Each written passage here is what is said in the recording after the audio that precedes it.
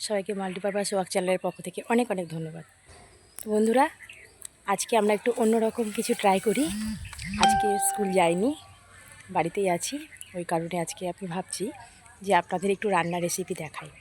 তো আমার গাছ রয়েছে, সিম গাছ। চলুন সিম কিছু তুলে নিই, রান্নাঘরে যাই।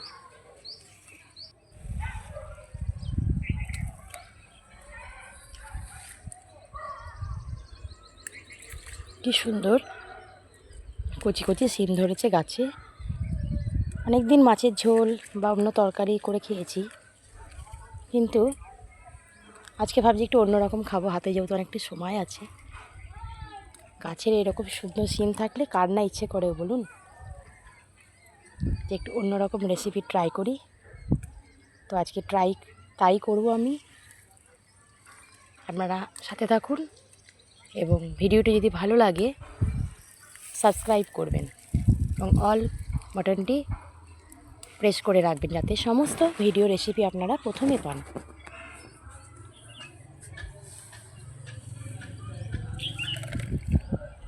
চলুন আর কটা ছিঁড়ে নিই, দিয়ে রান্নাঘরের দিকে যাই। খুব সুন্দর হয়েছে, অনেক সিম হয়েছে। বন্ধুরা, সিম তো নিলাম, এবার এই রেসিপিটার জন্য একটু ধনে পাতা লাগবে। আমার বাগানেই রয়েছে ধনে পাতা, আমি কিছু ধনে পাতাও তুলে নিই। খুব সুন্দর ধনে পাতাগুলো হয়েছে, 2-4টে নিয়ে নিই, অল্পই লাগবে, তাহলেই রেসিপিটি হয়ে যাবে। বেশি আমি তুলে রাখি না, যা লাগে আমি সেরকমই তুলি। ঘরে রেখে কি লাভ বলুন, বাগানেই যখন রয়েছে প্রয়োজন মতো নিয়ে নিলেই হবে। এই যে কটে নিলাম, এই কটে নিলেই হয়ে যাবে। বন্ধুরা, চলে এলাম রান্নাঘরে। 250 থেকে 300 গ্রামের মতো সিম তুলে নিয়ে এসেছি। সিমগুলোর সুতো যেটা, ওটা ছাড়িয়ে নেব ছুরির মাধ্যমে। সিম ভালো করে কেটে ধুয়ে পরিষ্কার করে নিয়েছি। এবার চলুন রান্নাটা শুরু করে দিই। রান্না করার জন্য আমি কি কি নিয়েছি দেখুন। রসুন কয়েক কোয়া নিয়েছি, 2 রকম সরষেই নিয়েছি, কালো জিরে, শুকনো লঙ্কা 2টো, কাঁচা লঙ্কা 2টো, আর কিছু পেঁয়াজ, 2টোর মতো পেঁয়াজ মাঝারি সাইজের নিয়েছি। কড়া বসিয়ে দিলাম উনুনে। কড়াটা গরম হলে আমি প্রথমে একটু জল দিয়ে দেব, কারণ সিমটা একটু সামান্য ভাপিয়ে নেব।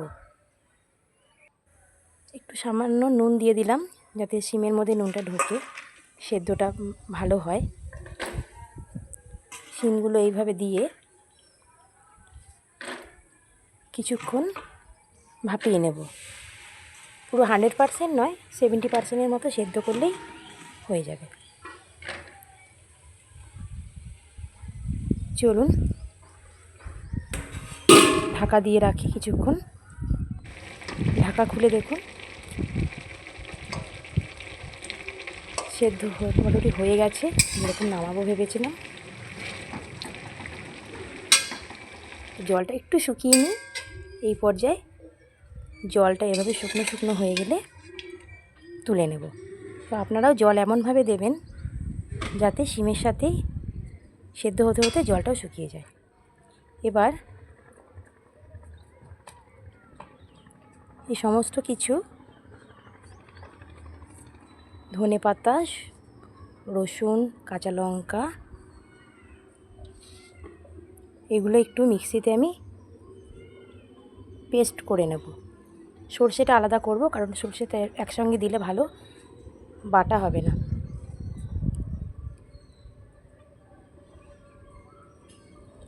ধনে পাতাগুলো আপনারা কুচিয়েও নিতে পারেন বা পরিষ্কার করে ধুয়ে গোটাও বেটে নিতে পারেন। চলুন মিক্সিতে আমি নিয়ে নিলাম একে একে ধনে পাতা, কাঁচা লঙ্কা, রসুন, 8-10 কোয়ার মতো নিয়েছি।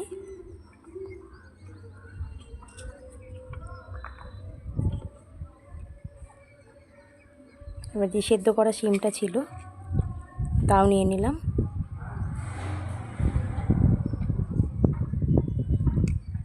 এবার মিক্সিতে চেষ্টা করব শুকনো শুকনো করে বেটে নেওয়ার, যদি প্রয়োজন লাগে একটুখানি জল দিয়ে দেবো।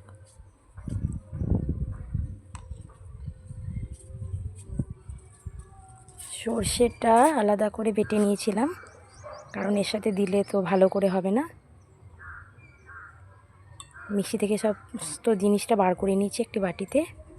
এবার রান্নাটা শুরু করা যাক। তো সর্ষের তেলেই পুরো রান্নাটা করব, কারণ সর্ষের তেলে রান্নাটা করলে ভালো টেস্ট হবে। তেল গরম হয়ে গেছে, আপনারা পরিমাণ মতো দেবেন তেল। আমি অল্পই দিয়েছি। পেঁয়াজটা আগে ভালো করে ভেজে নেব।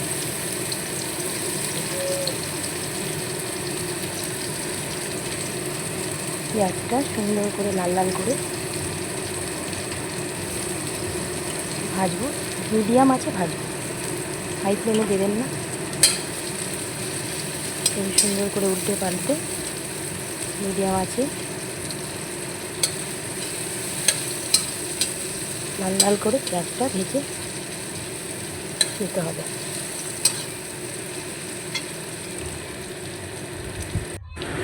হয়ে এসেছে লাল লাল করে ভাজে। এবার তুলে নিলাম একটি পাত্রে। পরিষ্কার করে কড়াইটা তুলে নেবেন, কারণ পেঁয়াজ থেকে গেলে এটা পুড়ে তেতো হয়ে যাবে। এবার একটু কালো জিরে ফোড়ন দিয়ে দিলাম।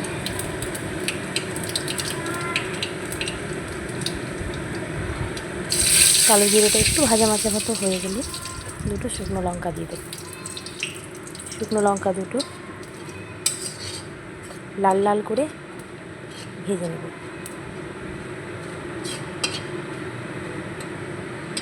আমি একটি শুকনো লঙ্কা তুলে রাখলাম, প্রয়োজন হলে ঝাল তখন এই শুকনো লঙ্কাটি ব্যবহার করব। এবার সমস্ত পেস্ট যেটা আমি করে রেখেছিলাম বাটা, পুরোটা কড়াইতে ঢেলে দিলাম। এবার আস্তে আস্তে আস্তে আস্তে নাড়তে থাকতে হবে লো টু মিডিয়াম ফ্লেমে, যতক্ষণ না কড়াই থেকে উঠে আসে খুন্তিতে।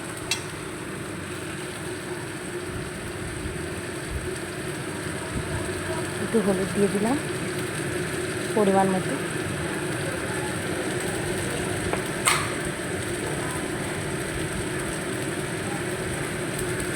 লবণও অ্যাড করলাম স্বাদ মতো।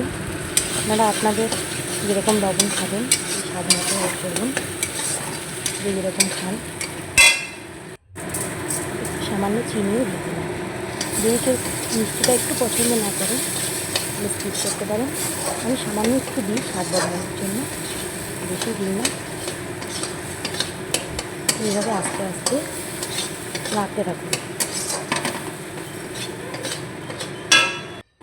এবার নাড়তে নাড়তে শুকনো হয়ে এসেছে।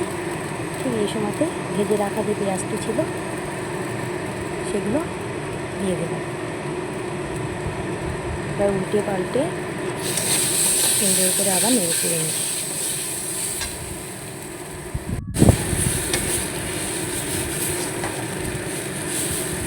নাড়তে নাড়তে দেখুন যখন জলটা শুকিয়ে যাবে একদম এবার উঠে আসবে, তখন বুঝবেন যে আপনার রান্না রেডি। চলুন সার্ভ করে দিই। তো বন্ধুরা, আপনাদের কেমন লাগলো অবশ্যই জানাবেন, আর কমেন্ট করে জানাতে ভুলবেন না, আর চ্যানেলটি সাবস্ক্রাইব করে পাশে থাকবেন। ধন্যবাদ সবাইকে এতক্ষণ ধরে পুরো রান্নাটা দেখার জন্য। দেখা হবে পরবর্তী পর্যায়ে অন্য কোনো ভিডিওতে আপনাদের সাথে। নমস্কার।